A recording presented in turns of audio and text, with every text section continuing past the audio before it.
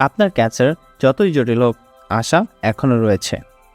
Doctor Sarwar স্যারের এমন রোগী সুস্থ হয়েছেন যাদের জন্য সকল চিকিৎসা ব্যর্থ হয়েছিল। সুতরাং এখনই ব্যবস্থা নিন।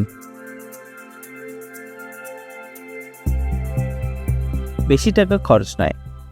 ডক্টর সারোয়ার স্যারের হোমিও চিকিৎসায় কিডনি ও লিভার রোগীদের ব্যয়বহুল অপারেশন ছাড়াই সুস্থ করেছেন। সুতরাং সিরিয়াল দেওয়ার জন্য আজই যোগাযোগ করুন নিচে দেওয়া নাম্বারে।